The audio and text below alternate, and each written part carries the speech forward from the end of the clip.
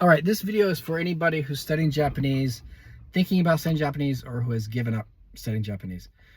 I want to share a little bit about my learning journey and give you some advice to save you a lot of time and heartache.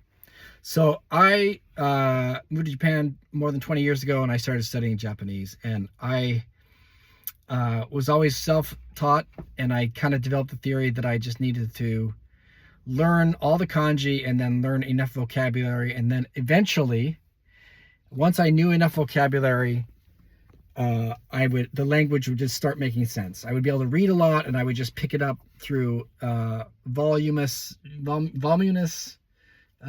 comprehensible input. Especially living in Japan for many years, speaking Japanese, having a Japanese wife, my kids speak Japanese, I thought it would just eventually click. I eventually got to the point where I had a vocab of 8,000 to 10,000 words. I had passed the N2 on my 4th try. And even after all of that, I still couldn't understand Japanese. Like everyday conversations, stuff that I knew, I would know all the words in every sentence, and I still could not make sense of the language. It just wasn't clicking.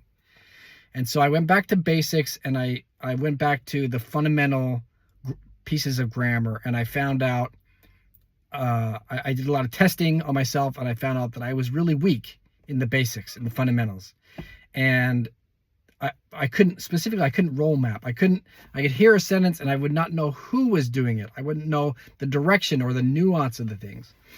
And so I started creating a bunch of drills, and I created an app for myself to drill these concepts, the fundamentals in my brain.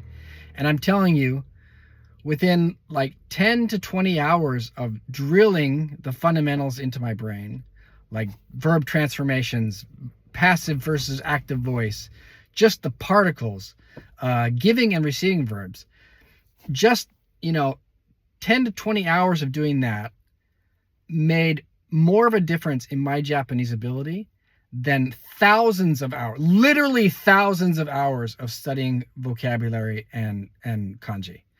So here's my advice. No, I'm not saying that those things, that studying vocabulary and grammar is useless, or studying vocabulary and kanji is useless. But I'll tell you, if you don't have a very strong base in the fundamentals, all of that is just going to go right through your brain. It's not going to stick. So that's why I created this app, Japanese Reflex. You can find the links in the description. Download it. Do yourself a favor. Master the fundamentals before you really get going, and then you'll make good progress.